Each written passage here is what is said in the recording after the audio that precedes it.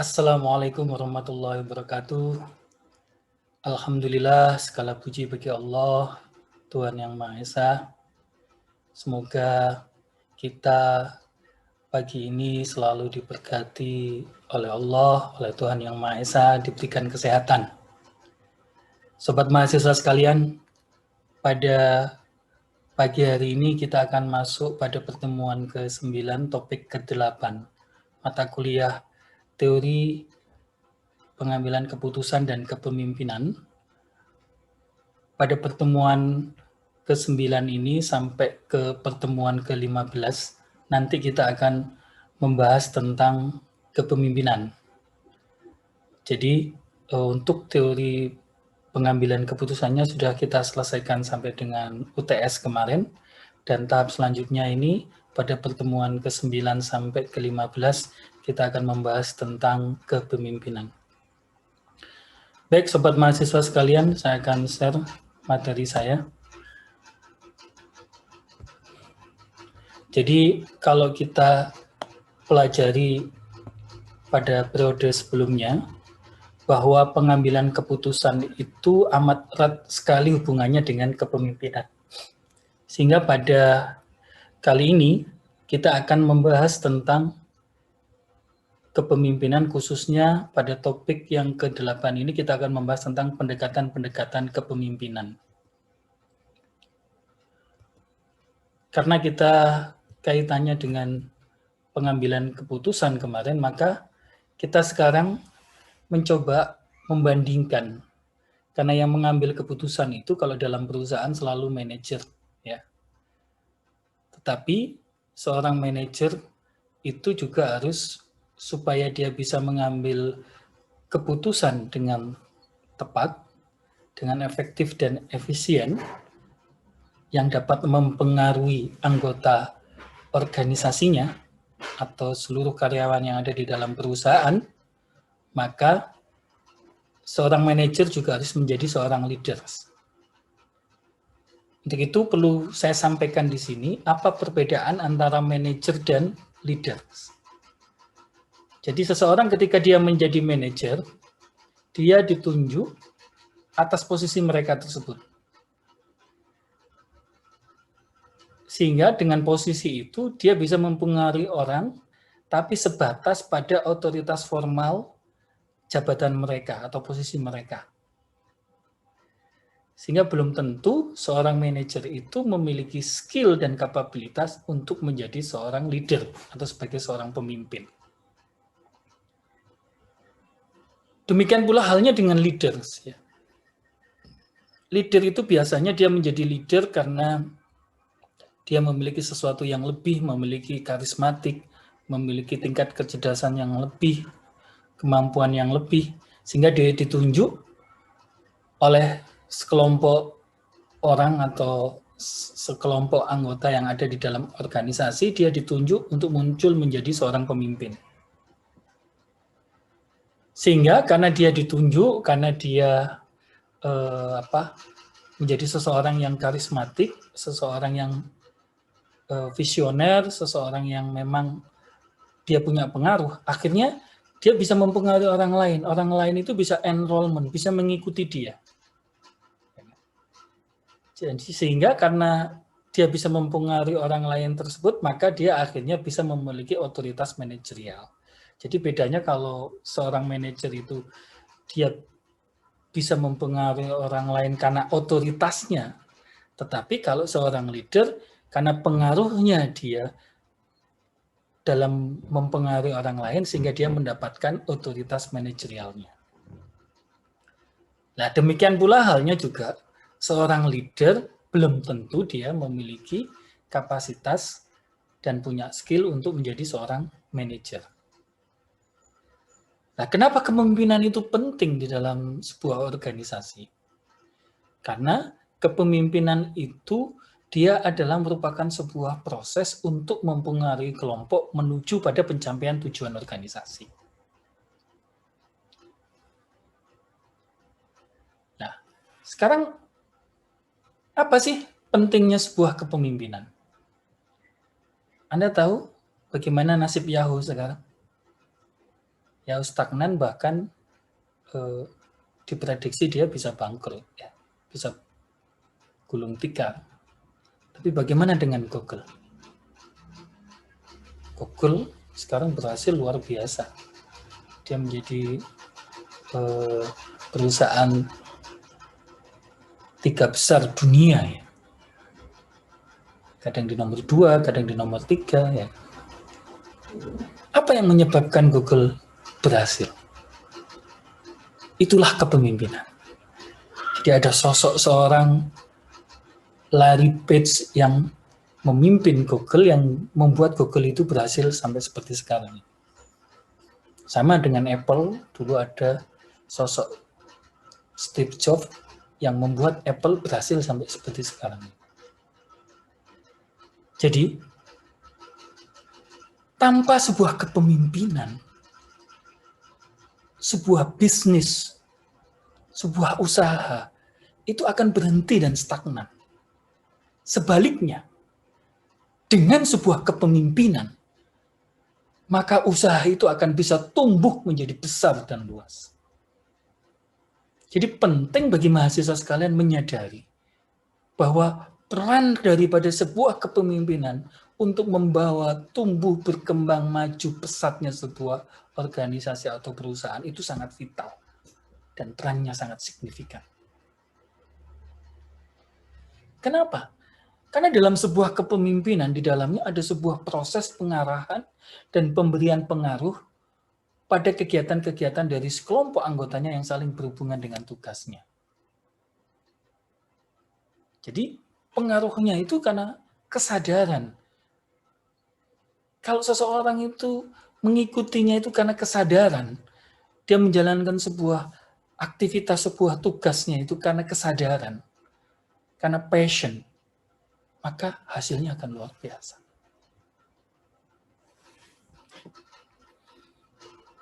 Nah, ketika kita bicara kepemimpinan, maka kepemimpinan itu membawa 3 implikasi.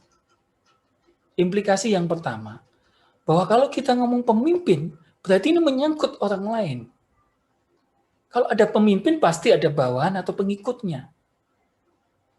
Dan namanya pemimpin, maka ada kesediaan dari para bawahan untuk menerima instruksi arahan dari pemimpinnya.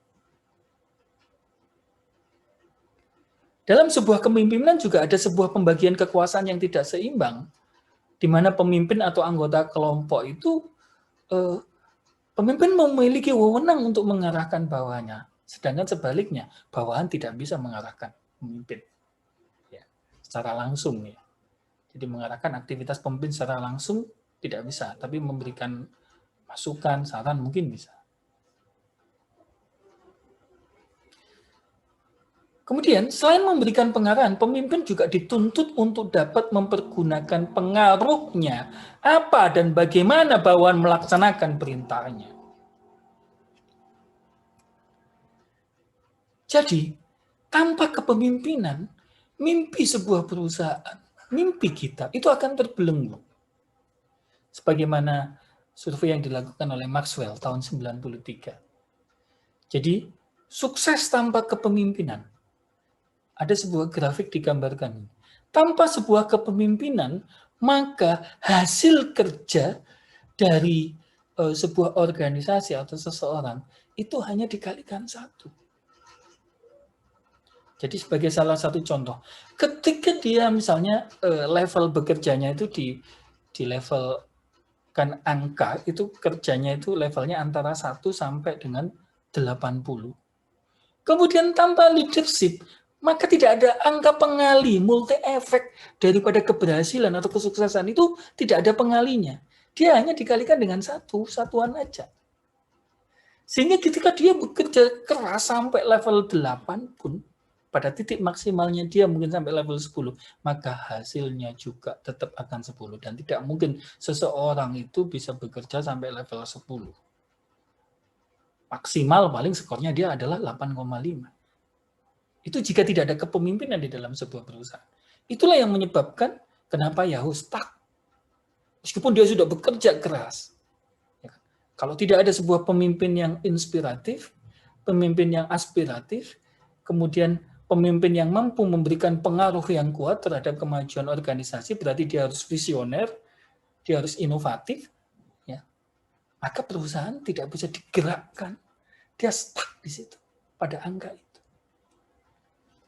Nah, sebaliknya, jika ada sebuah leadership, maka akan ada angka pengalinya. Jadi, misalkan tadi, ketika kita melakukan bekerja dengan level 1 sampai dengan 10, kemudian kita bekerja pada level 8 ya. Maka ketika kemudian di situ ada pengaruh dari kepemimpinan, dan kepemimpinan ini kita berikan level juga antara 1 sampai 10. Jika tengahnya ada pengaruh level kepemimpinan itu bisa sampai angka 7, maka efektivitas kerja, hasil kerja, kemudian achievement yang dicapai dalam kinerja itu menjadi berlipat 7. Jadi kalau 8 kali 7 maka 56. Dan ini berarti ketika ada kepemimpinan yang naik pada level 7 tadi, itu kinerja bisa menaik sampai 600%.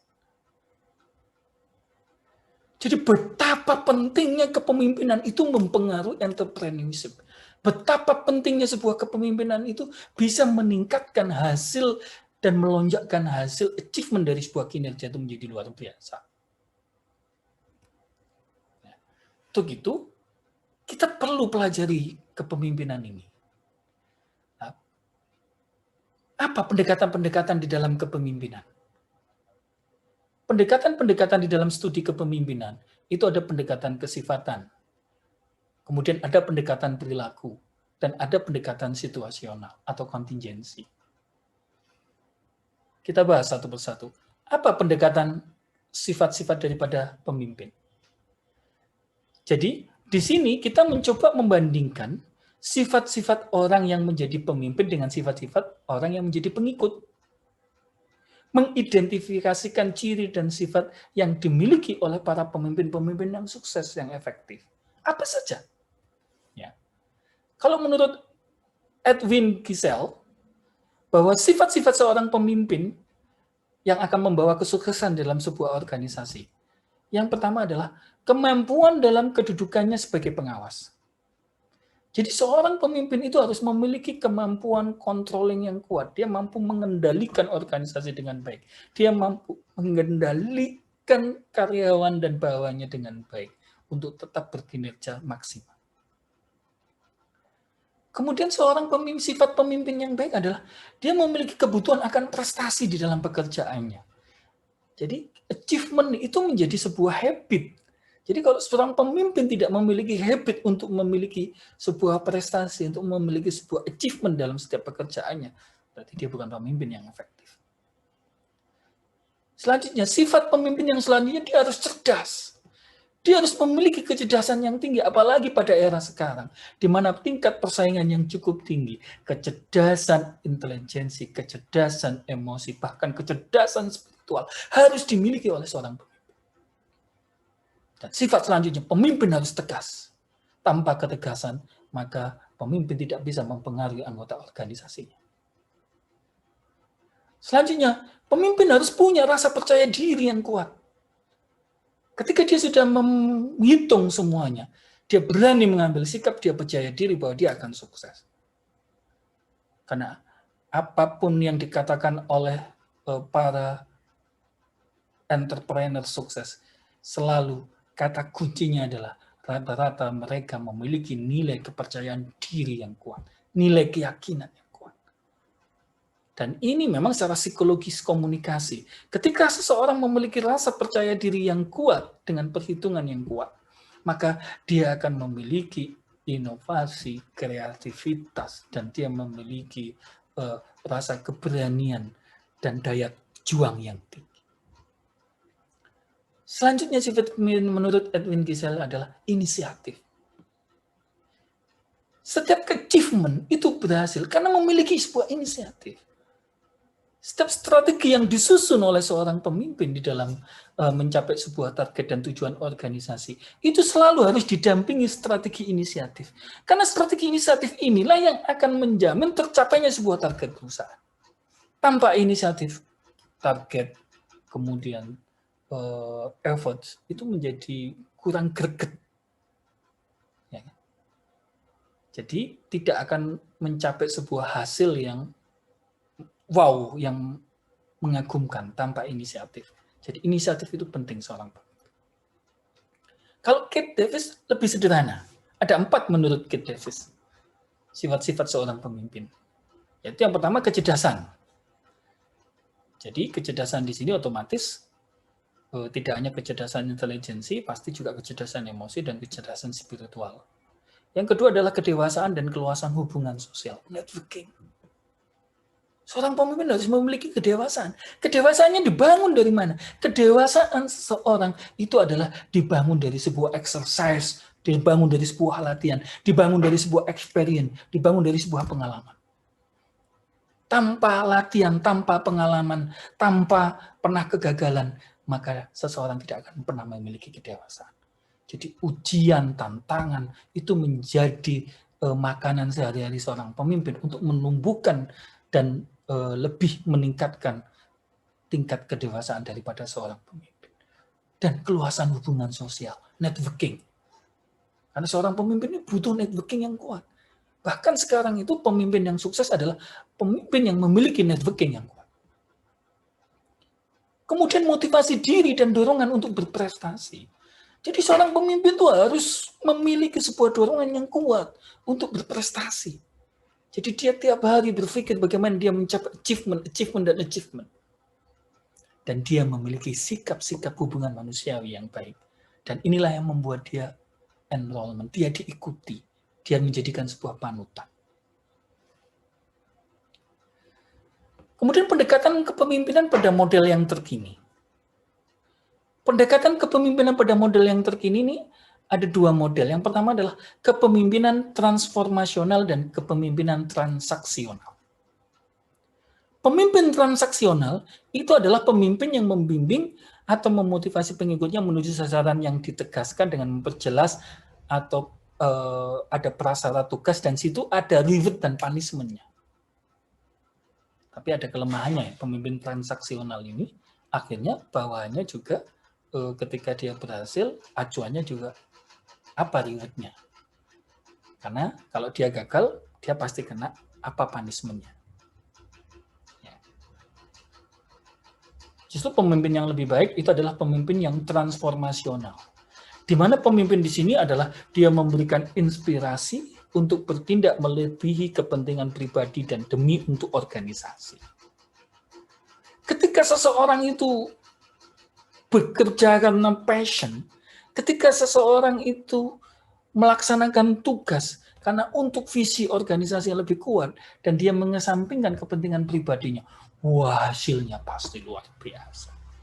Kalau organisasi mampu menciptakan, kalau seorang pemimpin mampu menjadi seorang pemimpin yang transformasional, luar biasa itu. Pasti organisasi itu akan maju, pesat, tumbuh, dan berkembang.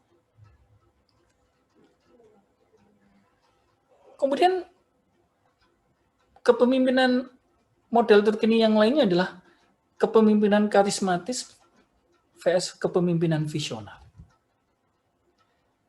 Jadi kepemimpinan karismatik di sini adalah kepemimpinan yang antusias dan percaya diri yang memiliki kepribadian dan tindakan untuk mempengaruhi orang untuk berperilaku dengan cara tertentu. Jadi ini karena kemampuan komunikasinya biasanya yang bagus. Ya, karena dia punya background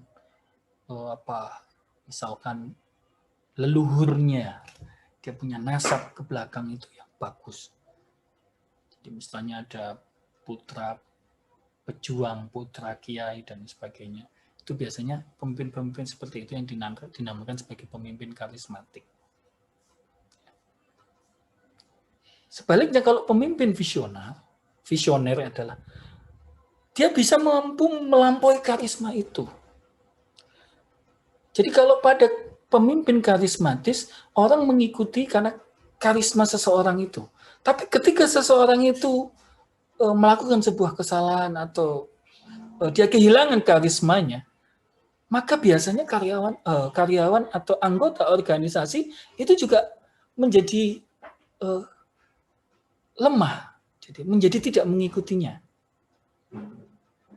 Beda dengan pemimpin yang visioner.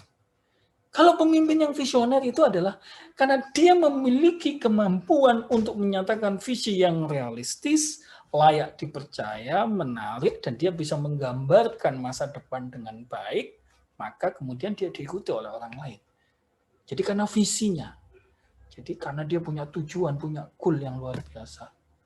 Tapi kalau karismatik itu karena karisma dirinya itu bisa karena faktor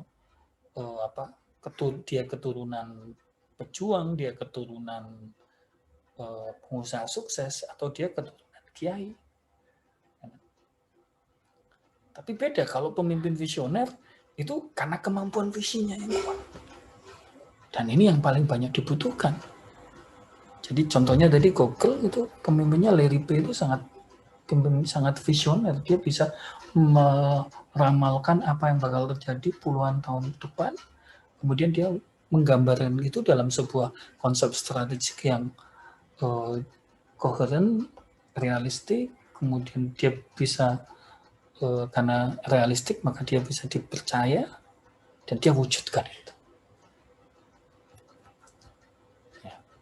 Kemudian ada pendekatan kepemimpinan yang lain adalah model pendekatan tim. Kalau pendekatan tim ini, seorang pemimpin biasanya dia adalah sebagai pemimpin tim dan dia penghubung dengan pihak luar. Jadi dia sebagai mediator untuk menghubungkan antara kemampuan daripada anggotanya untuk dieksplor, ya kan, dijadikan sesuatu yang menguntungkan buat kepentingan organisasi dan dia menjadi penghubung. Kemudian yang kedua biasanya pemimpin tim adalah dia yang menjadi penyelesai masalah. Jadi ketika ada masalah di dalam sebuah kelompok itu maka dia turun untuk menyelesaikan masalah tersebut. Jadi menjadi penengah juga. Dan yang ketiga pemimpin dengan pendekatan tim ini biasanya dia manajer konflik. Ya, kadang-kadang dia memang menciptakan konflik supaya mereka saling berkompetisi. Tapi juga dia menyelesaikan konflik juga. Kalau konflik itu ternyata melebihi batas yang ditetapkan ya akan berakibat buruk terhadap kinerja, ya itu kemudian diselesaikan. Dan seorang pemimpin tim ini adalah pembina biasanya. Nah, berarti kalau kita pemimpin melakukan pendekatan tim, ya dia harus benar-benar menguasai bidang dan core bisnis daripada sebuah perusahaan supaya dia bisa menjadi penghubung, dia bisa menjadi penyelesai masalah, dia bisa menjadi manajer konflik, dan dia bisa menjadi pembina. Kemudian yang selanjutnya adalah pendekatan perilaku kepemimpinan. Kalau kita ngomong pendekatan perilaku kepemimpinan ini ada fungsi-fungsi kepemimpinan dan ada gaya-gaya kepemimpinan. Berdasarkan teori kepemimpinan, maka ada teori X dan Y dari Douglas MacGregor. Jadi ini tipe manusia X dan tipe manusia Y. Jadi, kemudian yang kedua adalah studi Michigan dari Ransom Lickers, kemudian kisi-kisi manajerial dari Flex Monton dan studi Oyes-Ritz. Dan selanjutnya adalah pendekatan situasional atau kontingensi. Di sini ada faktor situasi, ada faktor karyawan, ada faktor tugas, ada faktor organisasi, kemudian ada variabel-variabel lingkungan lainnya. Kalau digambarkan, pendekatan kepemimpinan model situasional ini yang paling populer yang disampaikan oleh Hersey and Blanchard, ya, di mana ada 4 model, ada 4 kuadran. Jadi kuadran yang pertama itu adalah pemimpin itu memiliki orientasi terhadap hubungan yang rendah dan orientasi terhadap pekerjaan yang rendah. Ya. Ini memang ketika pemimpin melakukan seperti ini, maka ini kondisi karyawannya, tingkat kedewasaan karyawan itu harus dalam kondisi yang kedewasaan yang tinggi, di mana memang karyawannya sudah punya habit untuk mau dan mampu dalam melaksanakan pekerjaan, sehingga tidak perlu diawasi dan tidak perlu ada instruksi atau directing atau konsultatif. Jadi sudah benar-benar diberikan kewenangan. Makanya di sini istilahnya adalah pendelegasian. Ya. Jadi pada posisi ini model kepemimpinan yang dilakukan itu adalah model pendelegasian. Jadi didelegasikan penuh pekerjaan tersebut, tinggal nanti bawahan atau karyawan yang diberikan delegasi itu dia akan menyampaikan hasil daripada capaian kerja yang telah dibebankan kepada dia, yang telah didelegasikan kepada karyawan.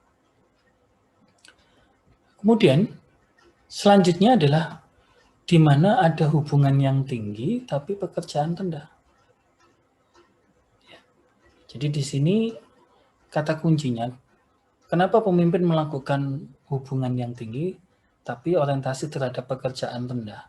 Karena memang karyawan pada sini adalah pada posisi sedang. Sebetulnya dia mampu melakukan pekerjaan tersebut. Dia punya skill, dia punya keahlian, dia punya pengalaman. Tetapi dia tidak mau untuk melakukan pekerjaan itu. Sehingga perlu dilakukan pendekatan. Makanya di sini yang dilakukan oleh seorang pemimpin itu adalah hubungannya tinggi tetapi orientasi terhadap pekerjaan rendah. Dan ini biasanya konsep kepemimpinannya, model kepemimpinannya bentuknya adalah partisipasi. Jadi pemimpin mencoba melakukan sebuah sinergi di dalam pengambilan keputusan untuk menyelesaikan pekerjaan.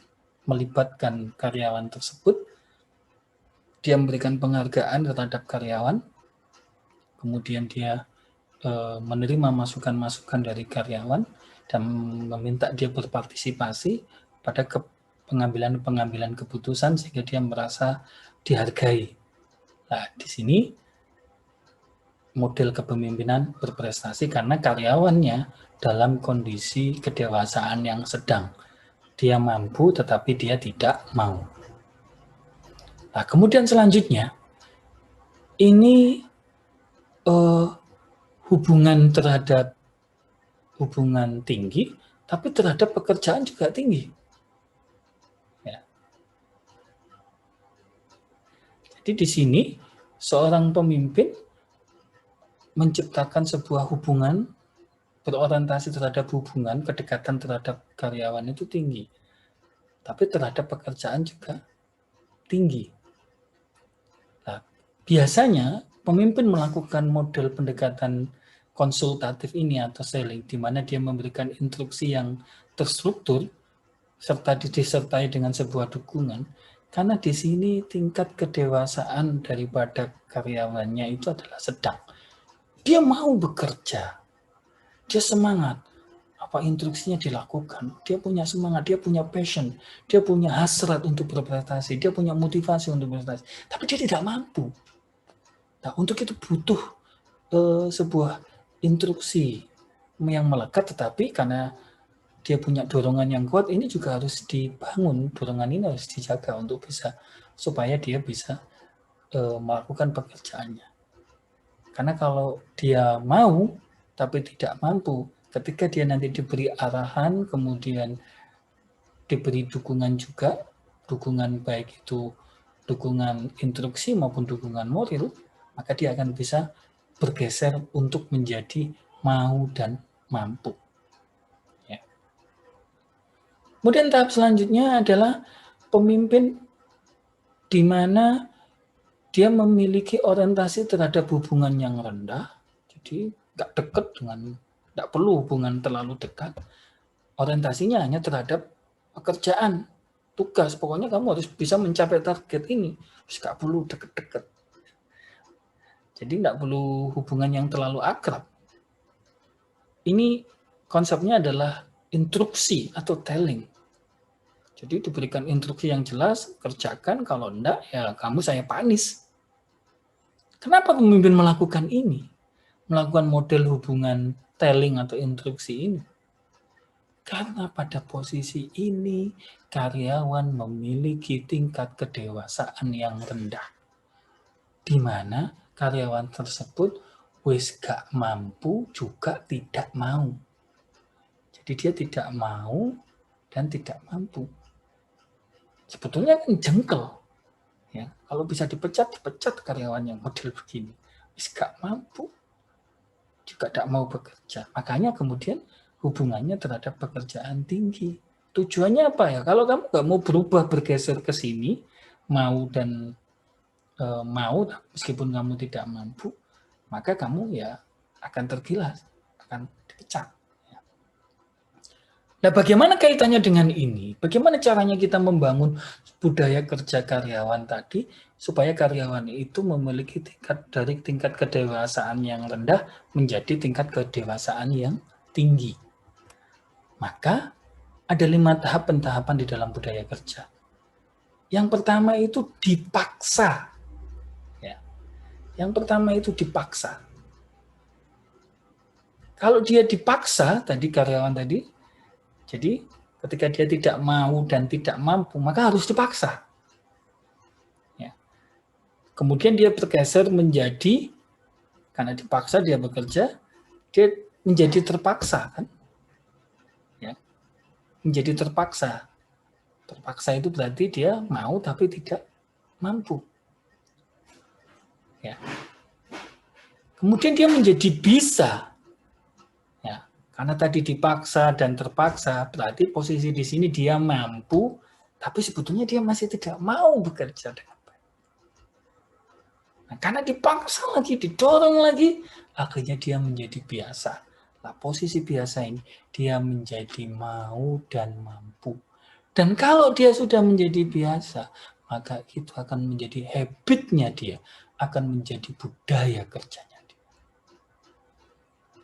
Jadi ini para mahasiswa sekalian yang harus dipahami pada topik ke-8 ini, yakni pendekatan-pendekatan di dalam kepemimpinan yang kaitannya karena pemimpin itu nanti yang mengambil sebuah keputusan, berhasil dan tidaknya sebuah organisasi itu karena keputusan pemimpin. Dan sebetulnya keputusan pemimpin inilah yang berkaitan dengan biaya dan masa depan organisasi. Jadi ini tolong dipelajari, dipahami dengan baik, kemudian di zoom ya apa yang sudah saya sampaikan, kemudian diperdalam tingkat pemahaman Anda, jadikan sebuah resume terhadap tingkat kemampuan Anda terhadap apa yang sudah disampaikan tadi tentang pendekatan-pendekatan dalam kepemimpinan, dan ini jadikan sebagai sebuah tugas, kemudian masukkan di dalam assignment yang ada di dalam Elina. Terima kasih, tetap semangat, tetap berprestasi. Semoga Tuhan Allah Subhanahu wa taala meridhoi kita, selalu memberikan limpahan rahmat dan rezekinya sehingga kita selalu sehat supaya kita tetap bisa berprestasi dan kita menjadi manusia-manusia yang berguna bagi nusa, bangsa, dan agama. Terima kasih, saya akhiri sampai di sini. Assalamualaikum warahmatullahi wabarakatuh.